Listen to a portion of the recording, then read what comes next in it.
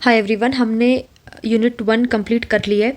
Unit 1 में हमने meaning and nature of contract को कंप्लीट कर लिया है, हमने एग्रीमेंट कर लिया है, हमने कॉन्ट्रैक्ट पढ़ लिया है, डेफिनेशन एलिमेंट्स कर लिए, प्रपोजल एंड एक्सेप्टेंस कर लिया और हमने लास्ट में कंसिडरेशन भी कर लिया। तो हमारी यूनिट 1 कंप्लीट हो गई है। हाँ, हमारे 2 टॉपिक अभी बचे, ई कॉन्ट्रैक्ट एंड कम्युनिकेशन, ये सबसे एंड में देखेंगे हम। तो आज जो हम देखने वाले हैं वो हम यूनिट 1 से रिलेटेड जितने भी केस लॉज हैं, केस लॉज जितने भी यूनिट 1 से रिलेटेड है हम वो देखेंगे। तो पहला केस लॉ जो है इसका यूनिट 1 का वो है बेलफोर्ड वर्सेस बेलफोर्ड का। इस केस में जहाँ देखिए बेलफोर्ड वर्सेस बेलफोर्ड बहुत ही ज़्यादा इंपॉर्टेंट केस है, जहाँ पे भी कॉन्ट्रैक्ट, एग्रीमेंट, प्रपोजल, एक्सेप्टेंस, इनके एसेंशियल्स की बात होगी। तो इन सभी का एक सबसे ज़्यादा एसेंशियल पॉइंट वो है कि हमें एक लीगल रिलेशनशिप बनाना होता है। तो जहाँ पे भी हमें लीगल रिलेशनशिप बनाना है उस केस में वहाँ उस वाले एसेंशियल में हम बेलफोर्ड वर्सेस बेलफोर्ड का केस लिखते हैं। इस केस की इंपॉर्टेंस क्या है? इस केस की इंपॉर्टेंस ये है कि सबसे पहली चीज़ तो ये केस हम वहाँ लिखेंगे जहाँ पे हमें लीगल रिलेशनशिप दिखाना होगा। दूसरी चीज़ ये केस में बताता है कि लीगल रिलेशनशिप आखिर में होता क्या है, और तीसरी चीज़ जो ये केस में बताता है कि लीगल रिलेशनशिप कैसे बन सकता है। तो ये 3 चीज़ें हमें बेलफोर्ड वर्सेस बेलफोर्ड के केस से पता लगती है। इस केस में क्या होता है ना, तो बेलफोर्ड वर्सेस बेलफोर्ड में ये है कि एक तो है ये दोनों हस्बैंड वाइफ हैं, ये है मिस्टर बेलफोर्ड, ये है मिसेस बेलफोर्ड। तो मिस्टर एंड मिसेस बेलफोर्ड जो है ये दोनों पहले इंग्लैंड में रहते थे। मिस्टर बेलफोर्ड की जॉब लगती है, मतलब उन्हें अपने काम के सिलसिले से साइलोन, जो कि आज का श्रीलंका है, वहाँ पे जाना पड़ता है। तो मिसेस बेलफोर्ड जो होती हैं उनकी तबीयत ठीक नहीं होती, इसीलिए वो इंग्लैंड में ही रुकती हैं।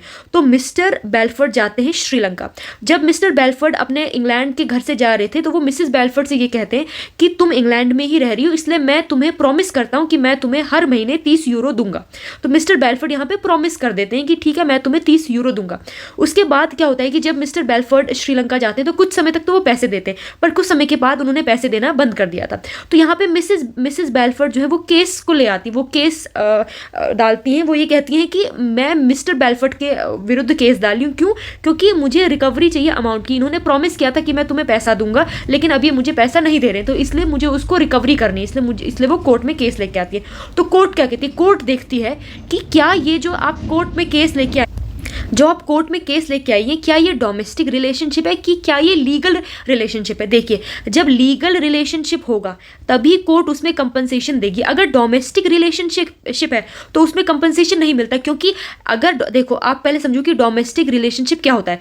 जब भी कोई चीज़ें किसी फैमिली के बीच में होती है और उनमें क्या होता है कि हम एक दूसरे की हेल्प के लिए कोई चीज़ करते हैं, जहाँ पे रिलेशनशिप बहुत ज़्यादा खराब नहीं होते, खाली हम बोल देते हैं कि ठीक है। फॉर एग्जांपल, एक हस्बैंड अपनी वाइफ को बोल रहा है कि मैं आज शाम को तुम्हारे साथ पिक्चर देखने के लिए जाऊँगा, तो ये एक डोमेस्टिक रिलेशनशिप है। अब अगर वो पिक्चर देखने नहीं गए शाम को, तो वाइफ उसको उसमें अगर केस डालती भी है कोर्ट में और कहती है कि मेरे हस्बैंड ने मुझसे प्रॉमिस किया था कि ये आज मुझे पिक्चर देखने लेके जाएगा और ये मुझे नहीं लेके गया, तो कोर्ट कहेगी ये तो एक डोमेस्टिक रिलेशनशिप है। ऐसा होता रहता है घर में। आपने कभी अपनी वाइफ को बोला कि मैं तुझे घुमाने ले जाऊंगा या फिर मैं तुझे कहीं खाने के लिए लेके जाऊंगा, इसका ये मतलब नहीं कि वो लेके ही जाएगा। कुछ अगर सर्कमस्टांसेस ऐसी बन जाए जिसमें वो नहीं ले जा पाए तो वो भी कोई बात नहीं, उसमें आप उस पर कोर्ट केस नहीं कर सकते। क्यों? क्योंकि ऐसे अगर आप कोर्ट केस करने लगे, अगर हर रिलेशनशिप को हम लीगल रिलेशनशिप बना दें तो कोर्ट में कितने सारे केस आएंगे। ऐसे तो बच्चे बोल देंगे कि मेरे जो पेरेंट्स हैं उन्होंने मुझसे कहा था कि मैं आज शाम को तुम्हें घुमाने लेके जाऊंगा, लेकिन वो नहीं लेके गए, तो ये भी एक तो वो भी उसमें वो कर सकते हैं सू।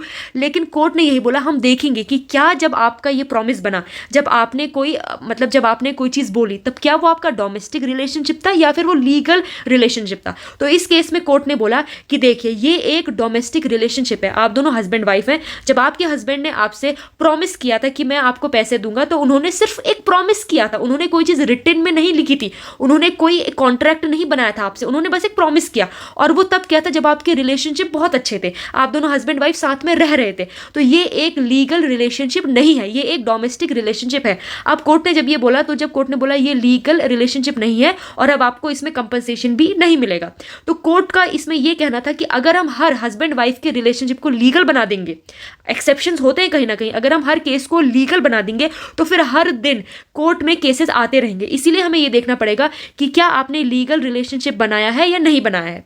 तो ये था केस बेलफोर्ड वर्सेस बेलफोर्ड का। अब इसको यहाँ पे लिखा भी है इन्होंने कि Mr Belford was employed in Ceylon, जो कि श्रीलंका है। Mrs Belford owing to ill health, उनकी हेल्थ खराब थी, इसीलिए उन्हें इंग्लैंड में रहना पड़ा और वो उनके साथ साइलॉन नहीं आ पाई। तो मिस्टर बेलफोर्ड उनको प्रॉमिस करते हैं कि मैं हर महीने तुम्हें 30 यूरो दूंगा, लेकिन जब मैं अब्रॉड जाऊंगा। बट कुछ समय के बाद मिस्टर बेलफोर्ड फेल कर जाते हैं पैसा देने के लिए। तो यहाँ पे मिसेस बेलफोर्ड उनके विरुद्ध सूट लेके आती, कहती है कि मुझे अपने हस्बैंड से पैसा लेना है। तो कोर्ट यहाँ पे क्या हेल्ड करती है, कोर्ट कहती है कि ये एक मीर डोमेस्टिक एग्रीमेंट है, सिर्फ डोमेस्टिकली उन्होंने ऐसा बोला, मतलब कि कोई लीगल इंटेंशन नहीं था उनका। और ये प्रॉमिस जो है वो एक हस्बैंड ने बनाया है अपनी वाइफ के लिए, और इसके लिए कोई वो लीगल ऑब्लिगेशन नहीं है। इसीलिए कोर्ट इसमें कह देती है कि आपको जो रिलेशनशिप है वो लीगल नहीं है, वो एक डोमेस्टिक रिलेशनशिप है। तो ये था बेलफोर्ड वर्सेस बेलफोर्ड का केस। जो सेकंड केस है इसमें वो है टेलर वर्सेस पॉटिंगटन केस।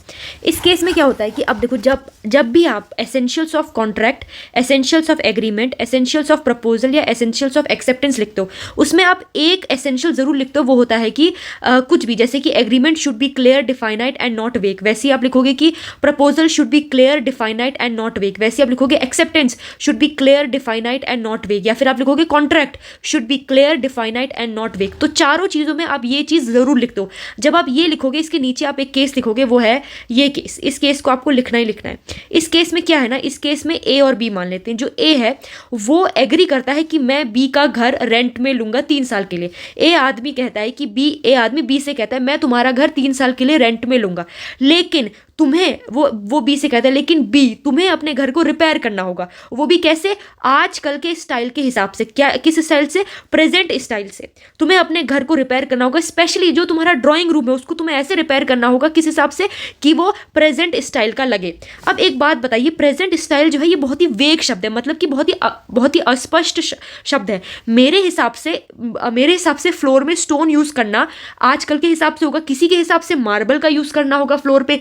कोई लोग सोचेंगे कि मार्बल भी यूज ना करें, स्टोन भी यूज ना करें, डायरेक्टली पेंट यूज करते हैं। तो हर किसी के लिए प्रेजेंट स्टाइल अलग अलग होती है। अब मेरे हिसाब से फॉर एग्जांपल मैं ये कहूंगी कि ड्राइंग रूम में आर्क शेप की विंडो होनी चाहिए, कोई कहेगा नहीं कि स्क्वायर शेप की। तो ये बहुत ही वेग शब्द है प्रेजेंट स्टाइल। तो कोर्ट यहाँ पे यही कहता है कि आपका जो ये केस है, आप जो ये बोल रहे हैं कि ये प्रेजेंट स्टाइल से नहीं हो पाया है मेरा हाउस रेन्यूवेट, तो ये प्रेजेंट स्टाइल जो है ये बहुत ही वेग शब्द है, मतलब कि बहुत ही अस्पष्ट शब्द है। आप किस चीज़ को प्रेजेंट स्टाइल बोलेंगे और किस चीज़ को आप बोलेंगे कि नहीं ये तो बहुत ही ओल्ड हो चुका है। तो ओल्ड फैशन और न्यू फैशन तो हमारे देखने पर डिपेंड करता है, हमारे सोचने पर डिपेंड करता है। ये हर इंसान का अलग अलग हो सकता है। तो इसीलिए टेलर वर्सेस पॉटिंगटन केस, इस केस में आप ये केस बताता है कि कैसे हम क्लियर, डिफाइनाइट और वेग को डिफाइन करते हैं। तो सेकंड केस, जो थर्ड केस है इसमें वो है लालमान शुक्ला वर्सेस गौरी दत्त। तो जब भी आप essentials of contract, agreement, proposal और एक्सेप्टेंस, इसका एक एसेंशियल वो होता है, वो उसे हम कहते हैं कम्युनिकेशन मस्ट बी कंप्लीट। तो जहाँ पर भी आएगा कम्युनिकेशन के बारे में, उसमें हम लिखेंगे कम्युनिकेशन मस्ट बी कंप्लीट, उसमें आपको ये केस लिखना है। इस केस के फैक्ट कुछ ऐसे हैं। इस केस में क्या होता है, 2 लोग होते हैं, एक तो होता है लालमन शुक्ला, दूसरा होता है गौरी दत्त। तो लालमन शुक्ला होता है नौकर, सर्वेंट, और गौरी दत्त वो होता है, वो हेड ऑफ द हाउस होता है। तो गौरी दत्त का नेफ्यू जो होता है वो खो जाता है। तो गौरी दत्त अपने सारे नौकरों से बोलता है कि जाओ उसको ढूंढ के लेके आओ। जैसे ही गौरी दत्त बोलता है कि जाओ उसे ढूंढ के लेके आओ, तो एक नौकर जो होता है लालमन शुक्ला, वो भागता है और उस बच्चे को ढूंढने के लिए निकल जाता है। लेकिन गौरी दत्त कुछ समय के बाद ये बोल देता है कि जो भी नौकर मेरे भतीजे, मेरे बच्चे को ढूंढ के लेके आएगा, मैं उसे 500 रुपये दूंगा। तो जो लालमन शुक्ला होता है उसके एब्सेंस में ये बात बोली गई थी। मतलब वो पहले ही जब गौरी दत्त ने ये ऑफर दिया, जब गौरी दत्त ने बोला कि मैं 500 रुपये दूंगा जो ढूंढ के लेके आया, तो तब वहां पे लालमन शुक्ला प्रेजेंट नहीं था। अब लालमन शुक्ला उसके बच्चे को ढूंढ के ले आता है। अब लालमन शुक्ला को किसी और से पता चलता है कि भाई गौरी दत्त ने बोला था कि मैं 500 रुपये का इनाम दूंगा। तो लालमन शुक्ला बोलता है गौरी दत्त से कि तुम मुझे 500 रुपये दो। तो गौरी दत्त बोलता है कि भाई जब मैंने अपना ऑफर दिया तब तुम यहाँ पे प्रेजेंट ही नहीं थे।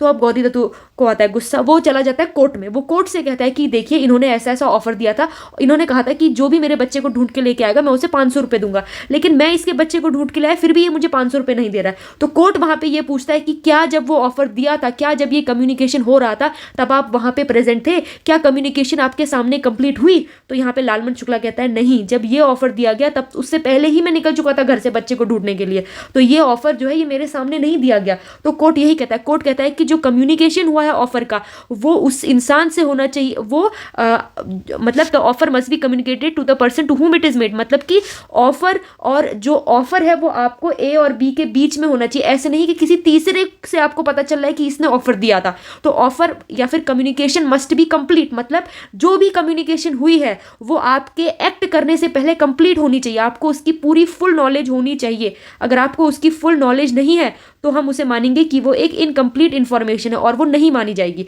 तो कोर्ट यहाँ पे लालमन शुक्ला को बोलती है कि आपको पैसे नहीं मिलेंगे। क्यों? क्योंकि कम्युनिकेशन पहले ही हो चुकी थी, आप तब वहाँ पे प्रेजेंट ही नहीं थे।